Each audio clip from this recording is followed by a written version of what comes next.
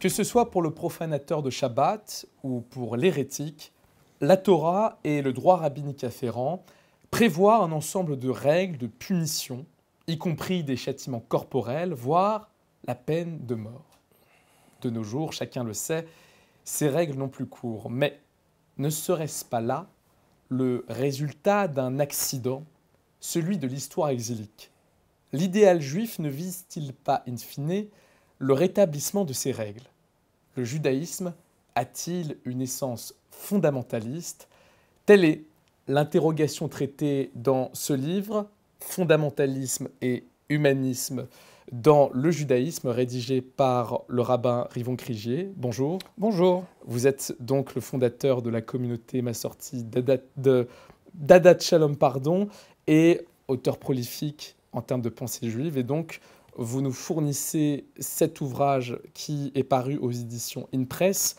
Je voudrais commencer par une première question. Fondamentalisme, humanisme, comment vous définissez les termes?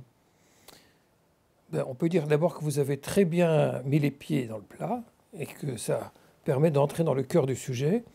Car au fond, qu'est-ce qu'on entend par fondamentalisme? Sur un plan historique, on sait que c'est un courant protestant du début du XXe siècle qui disait que la vraie religion s'était corrompue, qu'elle avait dévié et qu'il fallait revenir aux fondamentaux, c'est-à-dire au temps de Jésus. Pour les musulmans, plus tard, ça signifiera revenir au temps de Mahomet, de la charia authentique. Et il existe un équivalent dans la tradition juive qui consiste à dire qu'il y a un temps idéal qui était celui du roi David et du roi Salomon, le moment où la royauté était déployée et où les 613 commandements édictés dans la Torah étaient censés être mis en application. Or, comme vous l'avez très bien expliqué, pour toutes sortes de raisons, notamment l'exil, mais en réalité aussi en raison de l'évolution des mentalités, ces 613 commandements ne sont plus appliqués. Or, le fondamentalisme consiste à dire la religion a dérivé, il faut revenir à ses fondamentaux. Alors, Maïmonide, c'est l'idéologue principal. Il n'est pas fondamentaliste en réalité au sens propre, parce que quand il vit en plein Moyen-Âge, au XIIe siècle, les normes qu'il prescrit sont encore tout à fait actuelles et il n'y a pas besoin véritablement, hormis l'incident exilique, comme vous l'avez défini, de remettre en cause, par exemple, l'esclavage ou la polygamie ou des choses pareilles, parce que c'est sa situation quotidienne. Mais Maïmonide dit que celui qui ne veut pas revenir à l'actualisation des 613 commandements lorsque opportunité sera donnée, est un hérétique, qui est l'accusation la plus grave, qui implique la mise à mort, etc. Donc il fait du retour à ces 613 commandements le fondement idéologique, et tout contemporain, toute autre personne qui, de nos jours, s'accroche à ces textes, à ce dogme maïmonidien, et aspire à revenir aux 613 commandements, oui, je le qualifie de fondamentaliste parce que ce retour au fondement implique, en l'occurrence, l'acceptation de l'esclavage, la domination de l'homme sur la femme, les exécutions publiques, les punitions corporelles, le retour des sacrifices sanglants, enfin tout un programme qui était tout à fait admissible et comment dirais-je, convenu dans l'Antiquité et au Moyen-Âge, mais qui, pour les modernes aujourd'hui, pose problème. Donc, fondamentalisme, on pourrait dire que c'est la restauration intégrale d'une vision réifiée de la loi 613 commandements. Et alors, l'humanisme, c'est quoi? Alors, l'humanisme dont je parle dans ce livre, parce qu'il y a différents humanismes, c'est l'humanisme juif, l'humanisme biblique, qui part du verset de la Genèse qui dit que l'homme a été créé à l'image de Dieu et à sa ressemblance. Et ce n'est pas seulement un statut, c'est un programme. Et d'ailleurs, il est dit aussi, masculin et féminin, il les créa. Donc, hommes et femmes participent ensemble de cette image de Dieu. Or, cet idéal qu'on dirait qu'on appellerait dans le langage moderne de dignité humaine, d'aspiration à reconnaître dans l'être humain un être qui peut tendre vers la sainteté et la spiritualité, c'est une certaine vision du judaïsme qui a considéré que l'humanité pouvait progresser vers cet idéal. Donc on n'est plus dans une vision purement restauratrice d'un certain nombre de normes, mais dans un idéal qui est fait de valeurs fondamentales présentes dans la Torah, et d'ailleurs présentes dans les commandements initiaux aussi. Simplement, le contexte social a fait qu'aujourd'hui, au nom de ces mêmes valeurs, on aspire à une autre normativité que celle définie par les 613 commandements, tels que les a codifiés Maïmonide dans son fameux code de loi Mishneh Torah. Alors on reviendra plus spécifiquement sur l'importance pour vous qu'a Maïmonide dans la question du fondamentalisme. Je voudrais d'abord vous poser une autre question sur la question de la restauration.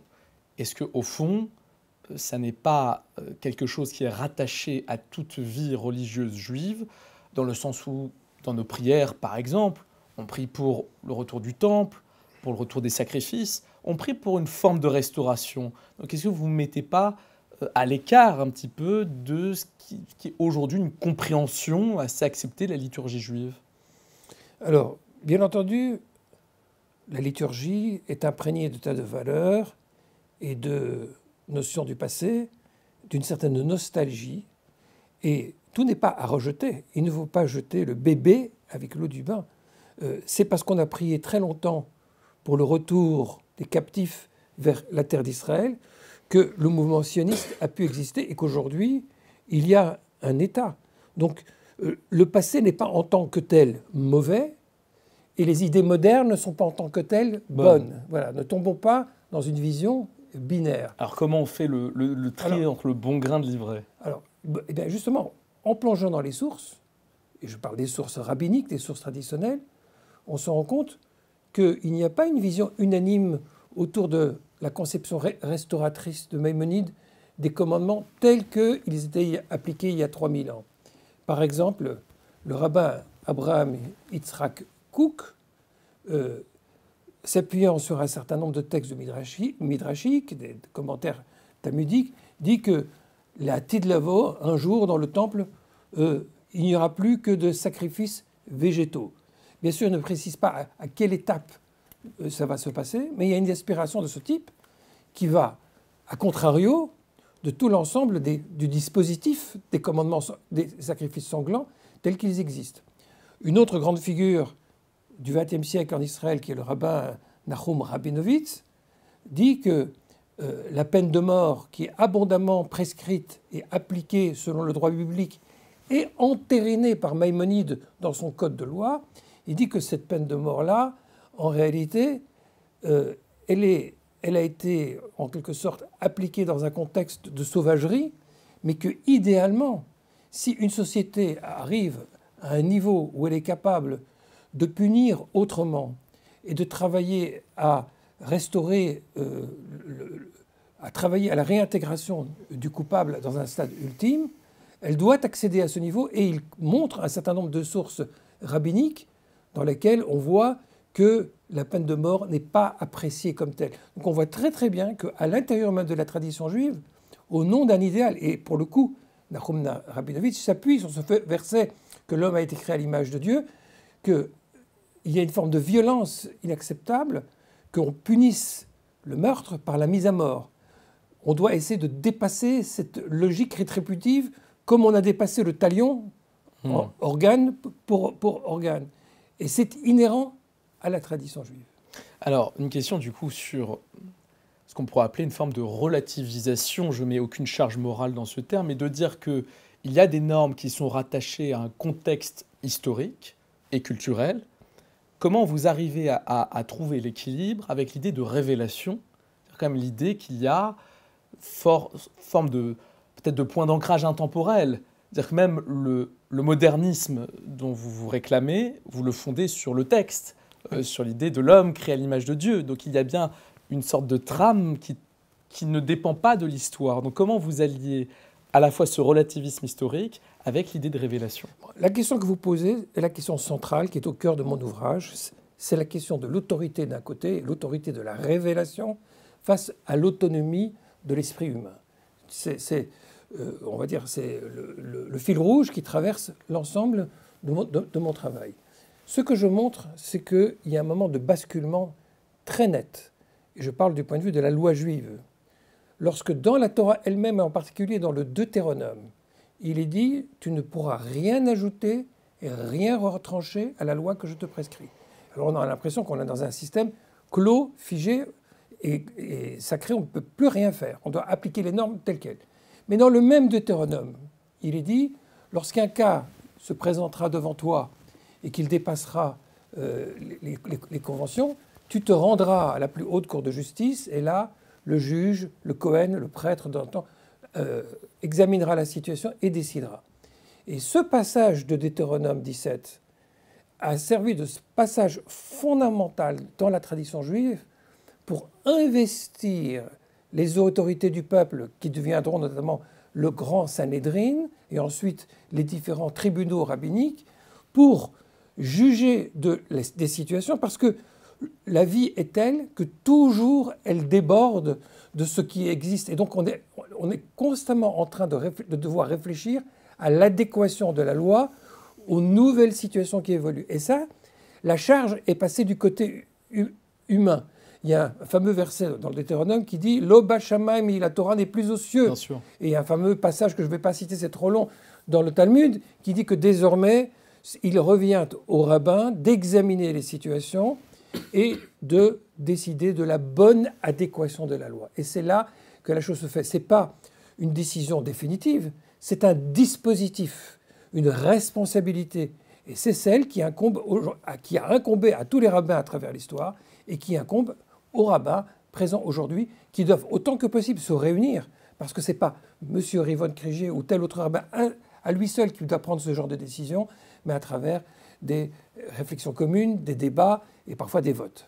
Alors je voudrais maintenant en arriver à la question de Maïmonide. Vous situez très franchement Maïmonide comme une sorte de figure de proue de cette notion de fondamentalisme. Est-ce que d'abord vous pourriez nous expliquer pourquoi vous le situez ainsi? Alors, merci de me poser la question. Je vais revenir un peu sur ce que j'ai dit tout à l'heure et approfondir. En un sens, oui, Maïmonide est le père du fondamentalisme parce qu'une grande partie du monde des yeshivot aujourd'hui, du monde classique des études juives, considère qu'il est la colonne de laquelle on ne peut absolument pas se passer. Et même s'il a été beaucoup discuté à travers l'histoire, il continue à avoir une influence prépondérante. Or, il faut ouvrir le Mishneh Torah pour se rendre compte à quel point il y a énormément de lois archaïques, j'en ai cité tout à l'heure un bon nombre d'exemples, qui sont absolument intolérables pour la conscience moderne. Donc, prendre un texte de Maïmonide qui date de 8 siècles et dire « c'est cela notre vision future », oui, cette démarche-là, cette relation-là à Maïmonide, c'est du fondamentalisme. Il a, dans son contexte, essayé de résoudre un grand problème. Le peuple juif était dispersé, disloqué, il n'y avait plus d'autorité. Donc il a créé son code de loi pour essayer de créer un nouveau référendum. Donc son intention était très très bonne. Mais dans l'esprit très médiéval, il a verrouillé et dogmatisé les choses. C'est même le rabbin qui a essayé d'établir quels sont les dogmes de la foi, ce que aucun rabbin n'avait jamais fait au préalable, de définir des dogmes à tel point que celui qui ne croit pas à tel ou tel dogme doit être excommunié et ne fait plus partie du peuple juif. Mais d'un autre côté, Maïmonide est aussi le père de l'humanisme juif. Et je le montre dans mon ouvrage à plusieurs endroits. Parce que Maïmonide était un homme qui considérait que les commandements ne doivent pas être appliqués aveuglement, mais que de manière sous-jacente, il y a des valeurs fondamentales.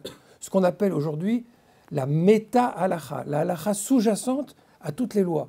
Alors bien sûr, comme il est au Moyen-Âge, il définit ça de manière définitive, mais bien des rabbins modernes d'aujourd'hui, j'ai cité Rabinovitch mais d'autres, font ce travail de remonter aux valeurs fondamentales et au nom de ces valeurs, considèrent qu'on est en droit de rectifier telle et telle règle, que ce n'est pas une trahison, mais un prolongement arborescent des commandements de la Torah. Donc c'est une figure paradoxale, Maïmonide. Il est aussi, en un sens, le père de la modernité, et c'est très étrange parce que les plus modernes dans le judaïsme, je pense par exemple à David Hartman, même à Yeshayahu Leibovitch, se réfèrent à Maïmonide comme un maître, parce que justement, il y a au cœur de son dispositif, de son système, l'idée que des valeurs déterminent l'ensemble de la structure. C'est justement quelque chose qui a été assez surprenant à la lecture de votre ouvrage, c'est de vraiment pointer Maïmonide comme une figure qui certes a une part d'humanisme, mais qui a aussi sa part de fondamentalisme. Je voudrais prendre un exemple très particulier, c'est quand vous citez par exemple le Rav Rabinovitch. Vous le citez notamment sur la question de l'esclavage. Alors quelque chose de très intéressant chez le Rav Rabinovitch, c'est que c'est un maïmonidien. L'un de ses ouvrages majeurs, c'est le Yad Peshuta, qui est un commentaire du Mishneh Torah. Et le Rav Rabinovitch, comme vous l'avez signifié, condamne aujourd'hui l'esclavage. Et au nom des valeurs de la Torah, dit qu'il est bon que nous ayons dépassé ce stade et qu'on l'ait entériné. Mais précisément, le Rav Rabinovitch, s'il en arrive à cette conclusion, c'est à partir de Maïmonide et de la distinction que fait Maïmonide dans son guide des égarés, entre les lois dites idéales qui sont intemporelles et les lois du réel qui sont des adaptations. Donc cette relativisation de la loi, le fait de dire qu'elle est située dans un contexte historique, l'un de ceux qui est le premier à le dire, c'est bien Maïmonide. Oui, c'est toute la figure paradoxale de Maïmonide, notamment à propos des sacrifices. Il donne une explication très historiciste qui va lui être reprochée. Mais puisque vous parlez de la grande figure de Rabbi Nachum Rabinovitch, oui, c'est un des tout grands spécialistes des écrits de Maïmonide, mais au nom même des valeurs fondamentales qu'il perçoit et qu'il relève chez Maïmonide, il a été disposé à plusieurs reprises, que ce soit par exemple sur la question de la condamnation à mort, ou que ce soit sur la question par exemple de l'esclavage, il dit très très clairement qu'on peut adopter une autre vision. Je pense par exemple que concernant la question de sauver la vie d'une personne le Shabbat, qui ne s'appliquait pas de manière universelle à l'origine dans la loi, il adopte très nettement le point de vue de Nachmanide, qui était le grand concurrent de Maïmonide. Et Nachmanide, au regard du consensus qu'il y a par rapport à Maïmonide, il est isolé. Mais c'est au nom de la logique interne, des valeurs internes de Maïmonide, qu'il en vient à adopter la position concurrente. Voilà un rabbin qui réfléchit en son temps, qui n'est pas prisonnier de l'histoire, qui utilise intelligemment les sources de Maïmonide et les sources médiévales pour réfléchir à quelle doit être la loi de notre temps. Et il a fait la même chose à propos de l'abolition de l'esclavage. Absolument. Maïmonide disait qu'il était interdit, c'est un des 613 commandements, de libérer son esclave. Pas seulement que ça existe, mais que si on en a, on n'a pas le droit de les libérer. Et Nachum Rabinovitch reprend ces textes, contextualise et montre que c'était vrai tant que ce n'était pas possible. Mais une fois que la société le permet, c'est un commandement au nom de l'homme créé à l'image de Dieu, tout être humain au sens universel, que oui, il faut soutenir l'abolition de l'esclavage. Donc on voit très nettement comment on peut se rendre indépendant de Maïmonide tout en étant nourri de sa sagesse. C'est dans les faits, dès que Maïmonide a posé son code de loi, très vite, il y a eu ceux qui ont écrit des gloses pour s'opposer à des tas de décisions que Maïmonide a prises. Je vais citer deux exemples. Nachmanide, que j'ai évoqué à l'instant, qui écrit une sorte de contre-livre des 613 commandements, et il dit qu'il y a au moins 50 de ces commandements avec lesquels il est complètement en désaccord et propose des alternatives. Donc il a à peine écrit qu'il était déjà contesté. Et puis il y a le fameux Rabbi Avraham Ben David de Posquière, qui en France est très très virulent et qui est un critique acerbe du Mishneh Torah. Et on considère son commentaire tellement important qu'aujourd'hui, dans toutes les publications du Mishneh Torah, on a toujours également apposé l'opposition ou les nuances qu'apporte Abraham Ben David de Posquière. Et ça a continué ainsi de suite jusqu'à aujourd'hui. Alors le paradoxe, c'est qu'il a eu de cesse d'être contesté, mais il n'a eu de cesse d'être de la référence centrale, c'est-à-dire que tout tourne autour de Maïmonide. Et en définitive, malgré toutes les contestations, il continue dans ses décisions fondamentales, et notamment dans sa volonté restauratrice fondamentale, à peser énormément et à peser sur les contemporains, jusque dans les implications politiques. Je voudrais qu'on en arrive donc à la dernière partie, qui est la question de l'actualité de ce fondamentalisme. On sent que cet ouvrage, c'est pas seulement le travail d'une vie, c'est une préoccupation sur nos temps actuels. Qu'est-ce qui aujourd'hui vous inquiète en matière de fondamentalisme juif ? La donne fondamentale qui change tout par rapport à des siècles de réflexion autour de Maïmonide, c'est que l'État d'Israël a été constitué. À partir du moment où il a été constitué, on arrive progressivement à un tournant, puisque beaucoup de lois prescrites par Maïmonide n'étaient pas actualisables, précisément parce qu'il n'y avait pas d'État. Les premiers temps de l'État d'Israël ont été des temps de socialisme, et on voit très très bien la mutation sociologique qui est en train de se produire depuis plusieurs décennies. Le pays devient beaucoup plus religieux, et sur un plan démographique, mais aussi sur le plan idéologique. C'est très net, et cette force est grandissante. Or, la question maïmonidienne n'est pas réglée. Maïmonide, par exemple, écrit que toute personne qui est idolâtre n'a pas sa place en terre d'Israël. Mais il inclut beaucoup de monde dans les idolâtres. Tous ceux qui sont, par exemple, hérétiques, ceux qui, dans le judaïsme juif, ne respectent pas la halakha de manière stricte. Par exemple, ceux qui profanent le Shabbat de manière consciente. C'est aussi, par exemple, les chrétiens. Car pour Maïmonide, les chrétiens n'échappent pas à la catégorie d'idolâtrie. Il fait d'ailleurs la distinction avec les musulmans. Pour lui, les musulmans ne sont en aucune façon idolâtres.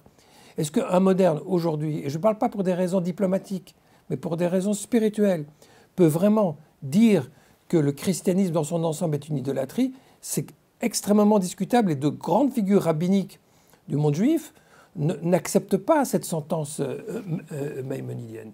Mais si on le prend très très au sérieux, oui, on est dans une vision d'un État, non pas de la charia, mais de la halakha, autoritaire, qui impose des normes, qui réprime ceux qui ne les acceptent pas, et qui chasse tous ceux qui ne correspondent pas à ces catégories. Et ça a des implications politiques sur la question territoriale.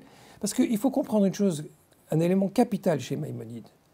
Maïmonide adopte l'opinion d'un des grands maîtres de Babylonie, le Amora Shemuel du IIIe siècle de notre ère, qui dit que l'ère messianique, pour qu'elle commence, il suffit que le peuple d'Israël ne soit plus assujetti aux nations. Autrement dit, l'hégémonie nationale en tant que telle est déjà le début des temps messianiques, même si la figure messianique elle-même ne s'est pas révélée.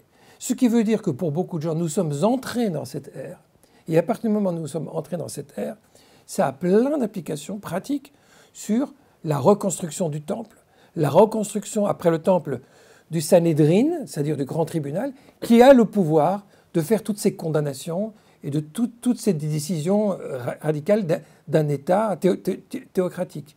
Et c'est là qu'il y a, on ne cesse de parler en Israël du danger de la vision d'un troisième temple qui aurait la figure du temple de l'Antiquité.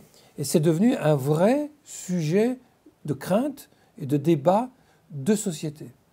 Est-ce que l'accusation qu'on ne pourrait pas vous faire dans votre discours, c'est au fond de soumettre les valeurs, les normes de la Torah à une morale occidentale, aux valeurs de la démocratie libérale qu'on peut trouver positives, mais qui parfois rentrent en contradiction avec celles de la Torah? Alors, on en revient à la discussion de tout à l'heure. Est-ce que la Torah est un système autosuffisant? La parole a été dite une fois pour toutes et les hommes ne doivent simplement s'y plier? Ou est-ce qu'il y a au cœur de la Torah un certain nombre de valeurs qui font autorité et au nom desquelles les maîtres ont autorité pour réfléchir dans le contexte qui est leur, ce qu'il y a lieu de faire? Est-ce qu'il y a une maturation dans l'histoire? Est-ce qu'il y a une évolution des mœurs, comme la question de la peine de mort ou la question de l'esclavage? Ou est-ce qu'il faut la récuser? C'est ça, finalement, le grand enjeu de l'histoire. Il y a un enseignement magnifique dans les Maximes des Pères, qui est au cœur de l'éthique rabbinique, qui dit s'il n'y a pas de Torah, il n'y a pas de Derech Eretz. Derech Eretz, c'est difficile à traduire, mais on peut dire de bonne conduite, de civisme, de sens moral. Mais il dit aussi, s'il n'y a pas de Derech Eretz, il n'y a pas de Torah. C'est-à-dire qu'on reconnaît implicitement, même explicitement dans ce texte, que l'autorité de la Torah ne se suffit pas à elle-même, qu'il y a quelque chose qui a un autre paramètre avec lequel il faut négocier et qui n'est pas une simple concession politique, une simple mode à suivre, mais des valeurs fondamentales de la conduite humaine au niveau universel dont il faut tenir compte pour que cette conjonction se produise. Donc ce n'est pas une trahison, c'est au contraire totalement dans l'esprit du judaïsme, et c'est sur ce sujet-là qu'il y a un débat. Dans de nombreux textes rabbiniques et talmudiques, quand on parle des temps messianiques, il y a la vision restauratrice d'un côté de Maïmonide, mais il y a des tas de textes qui ont une vision utopique du messianisme, où se passeront des tas de bouleversements. On ne fera plus exactement les mêmes fêtes. Hommes et femmes, je cite un texte kabbalistique, auront un statut égal. Enfin, on trouve tout un ensemble de textes qui ne vont absolument pas dans le sens de la restauration maïmonidienne. Donc c'est matière à débat. C'est pour ça que j'estime qu'aujourd'hui, nous sommes à la croisée des chemins. L'État d'Israël doit aujourd'hui définir quelle interprétation il veut donner à la Torah, une interprétation passéiste et, je le dis clairement, fondamentaliste, ou une interprétation humaniste qui pense qu'il y a, oui, un devoir de faire progresser l'humanité vers plus d'équité, vers plus de dignité humaine. Quelle est la place pour vous de la réforme judiciaire de 2023 dans cette évolution de l'État d'Israël ? C'est un moment important de l'histoire de cet État, parce que contrairement à ce que beaucoup disent, ce n'est pas simplement une question d'ajustement très précis entre le pouvoir judiciaire et le pouvoir législatif, un peu trop de pouvoir aux juges qu'il faudrait critiquer, qui empêcherait la Knesset, le Parlement, de prendre des décisions. Si c'était simplement une question d'ajustement, il n'y aurait pas toute cette passion du débat. En arrière-fond de cette discussion, il y a un agenda. C'est ça qu'il faut comprendre. Lequel ? L'agenda des partis qui sont rétifs aux idées démocratiques. Par exemple, faire valoir le droit que quelqu'un qui est religieux peut être dispensé de la conscription, du service militaire, que c'est un privilège reconnu au nom des principes de la Torah. Voilà par exemple un exemple qui aujourd'hui divise de manière très très crue et de manière virulente la société d'Israël. Mais ce n'est pas le seul. C'est comme le droit aussi, à un moment, mais c'est beaucoup plus tard, parce que c'est d'expulser du pays ceux qui ne correspondent pas aux normes. C'est-à-dire que c'est la planche savonneuse. On accepte qu'on puisse renoncer à l'état de droit. L'état de droit, c'est une grande idée de la modernité, c'est une idée de la séparation de l'État et de la religion, dans laquelle il y a des droits fondamentaux qui sont inviolables. Or, à partir du moment où on a une majorité du peuple qui est capable, par des coalitions, de remettre en question l'État de droit, c'est-à-dire qu'il n'y a plus de contre-pouvoir, puisqu'il n'y a pas de constitution en Israël, on est dans quelque chose d'extrêmement dangereux. Voilà pourquoi, effectivement, avec bien d'autres, je sonne la sonnette d'alarme. Alors du coup, pour conclure, comment on répond à ce fondamentalisme concrètement ? Concrètement, à mon avis, il faut répondre sur le même terrain. Le judaïsme, avec son immense et sa richesse de tradition, n'est pas fondamentaliste. Le fondamentalisme, c'est une certaine interprétation des sources juives. Il y a en face une autre interprétation. Bon, c'est pas binaire, c'est pas noir et blanc, mais une interprétation de sensibilité humaniste. Or, pour pouvoir répondre aux fondamentalistes, il faut être dans le même langage et essayer de discuter aussi fraternellement que possible et montrer qu'il y a une autre manière de lire et d'interpréter les textes et qu'il y a place dans la tradition juive pour plus de considération pour l'altérité, plus de considération pour la dignité humaine, pour le partage des responsabilités. Et je milite pour qu'à l'intérieur même du judaïsme, on ait une vision généreuse et à la fois forte, comme on peut l'espérer pour le peuple juif. Eh bien, on recommande donc votre ouvrage à nos auditeurs, Fondamentalisme et humanisme dans le judaïsme, aux éditions InPress. Merci beaucoup, Monsieur Krigier. Merci à vous.